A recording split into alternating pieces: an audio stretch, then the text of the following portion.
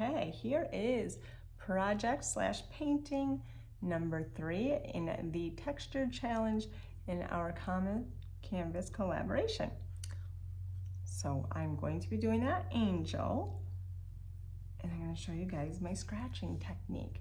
I am possibly going to add a little bit of the baking soda. I talked to you about that before. All I do really is just I sprinkle a little bit into my palette. You know, I don't have like a specific amount. Okay, so I'm going to use this brush, and we're going to do the background real quick. And I won't be finishing this today. I'm just showing you the techniques. Okay, so even this background, I immediately, even when I prep this, so I prepped this with that chalk paint again, the white, I think it was Folk Art. Yeah, it was a Folk Art chalk paint. It's at the beginning of the video. So when I prep, immediately I do kind of like little crosses all over, even just with that white paint, and that kind of starts the whole process so that you can get that dimension, that texture look. Okay, this is a little brighter than I wanted. Let's just go all over here. So she's got just the sky, and then it gets brown, and it looks like she's kind of like, I don't know, I think she might be like peeking down into the earth. I'm not sure if she's coming down or going. Okay, I'm gonna put a little bit of the burnt umber. I like to get my brush really, really wet. So I guess I'm impatient, but I do like to see immediate, I want to bring to you guys immediate color. And this is a 12 by 12 canvas, and it's one of the thick, I believe it's a 2-inch. So these actually can stand alone. This one's sold, but they can stand alone. So they can be a leaner, they can, stand alone. You can put it on a sign. Of course, you can hang it. These make fantastic like wreath attachments.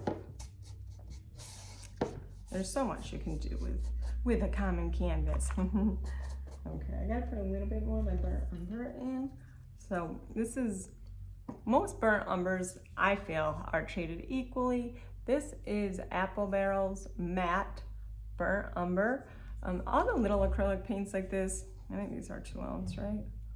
Yeah, the 2 ounce. I've had pretty good luck. I did have one I'm not impressed with, and that is this one. This is the Artist Acrylic. The brand is Phoenix. It's super dark.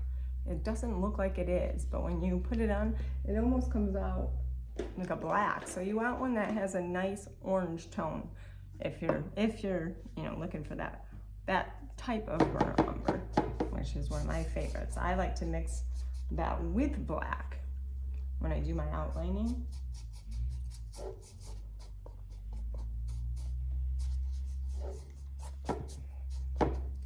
So I immediately want to achieve that look of just movement.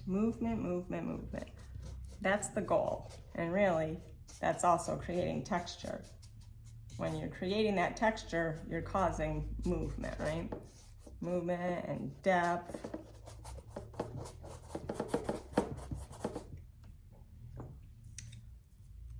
Let's see if we can start. So this is my favorite, I guess you'd say, shape. This one's huge. This is my favorite one, but I believe that I bent it. So I have this one in case. These came in a package. I think it was like 4 of them. Okay, so let's just start right off. Getting some texture in this sky. So you already saw the brush strokes, and now I'm just doing little circular motions. This is a little bit of a different canvas than I'm used to. But my daughter got it, and you gotta take what you can get. So this is actually like, if you just wanted to do this as like an abstract, look at how beautiful it is. I didn't put it up enough here, but really this is gonna be white. Let's grab this one. I always have some sort of, I call this my medium brush. It's round, and then it has a semi-tip on the top. Again, I don't have like specific brands. All depending on the brand, it's a different size. I mean, it's a different number. Okay, and I had mentioned I use my fingernails. So there's a combination of different tools I use to achieve this look. But as you can see, I do it when it's wet, so it's pretty immediate.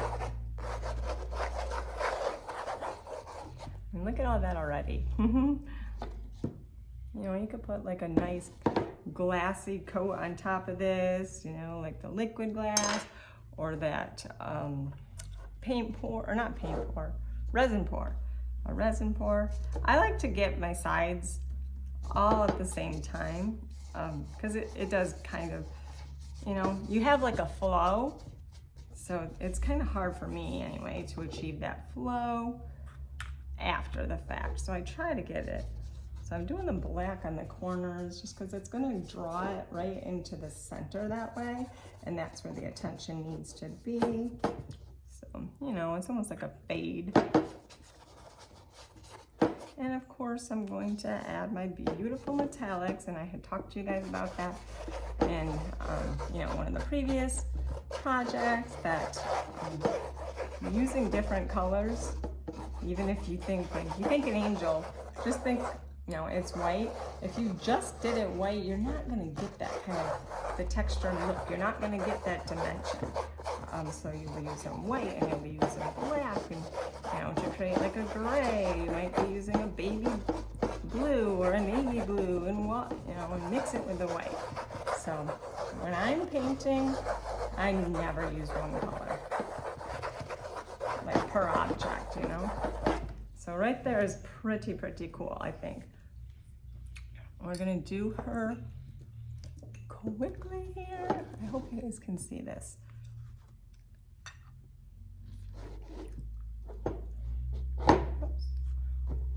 Okay, so I'm gonna lay this on pretty thick. I'm gonna use my little round brush here.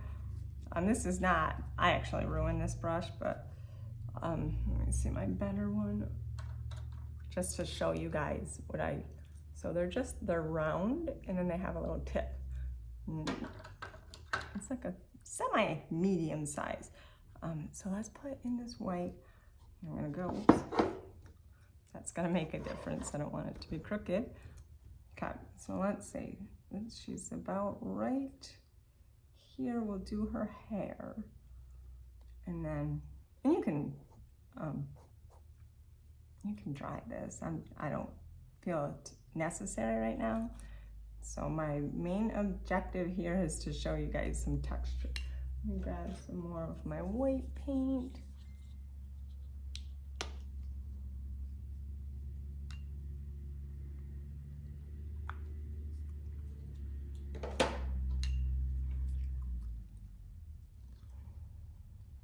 Okay, so we're extending out, and see how thick I'm using this.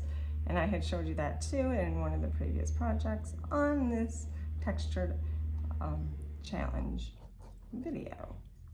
So start out nice and thick because you're going to be able to use that for texture as well.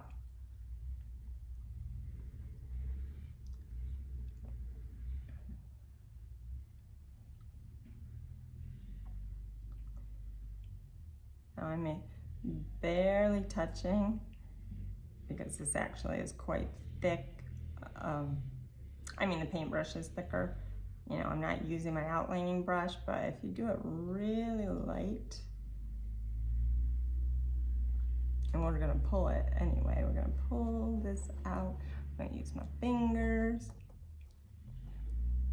I hope you guys enjoyed this. And again, this is the Common Canvas collaboration, and this is our textured challenge. We are trying to put out a collaboration once a month for you guys, and we always have a different challenge, so be sure to check us out. The Common Canvas collaboration. I believe there's altogether, there is 7 of us. And of course, we don't always, we're not always all of us in that collaboration, but there is 7 of us in that group. Okay, let's I'll start out with this one. I'm really loving this better. Let's try this. I believe I bent it, but so make sure you guys can see. Sorry about that. Might have to be zooming in here because this is really important. So I'm going the flow. Going with the flow of the wings. I'm just doing a ton of little scratching here. So this, I made that up. I made that name up. It's the scratching technique. Okay, and I can flip it this way. I had showed you guys that the spackling technique. So I feel like that needs to go for here. And like I said, my paintings kind of tell me the direction. I just have an idea. I have the skill, but definitely, and each one is different. So, you know, this is Pinterest inspired. I did one already, and you know, I got an order from that, which is not, I don't typically do that, just because I really like each one to be so individual, and that's kind of hard because they're thinking it's gonna look exactly like the other one. It's just not. It's just not. Even though I tell them it's not going to, sometimes it's disappointing. So a lot of times I just don't even offer that. But this is a customer that she's a reoccurring customer and she loves my work. So she understands, she gets me. So let's do the hair a little bit so I can really emphasize. We're gonna put a little bit of yellow in there. Because again, her hair's brown, but light, right? Now this yellow is super thick. It's actually just about gone, but I'm gonna use it to my advantage. Thickness causes great texture, right? Put a little bit of orange in it.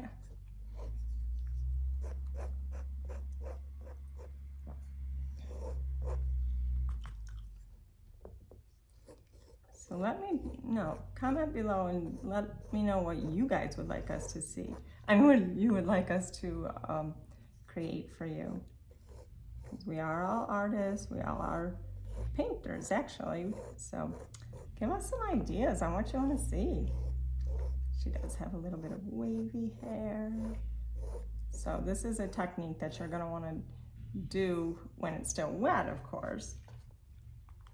And then I'm gonna go around here. We're gonna put beautiful, beautiful metallics. I just think metallics add just so much. And they certainly do add that textured look. So I am gonna go back and make this a little darker, like I said, because you do want all eyes to be on her, but I just love my metallics. I just love my metallics. There's a little bit of silver.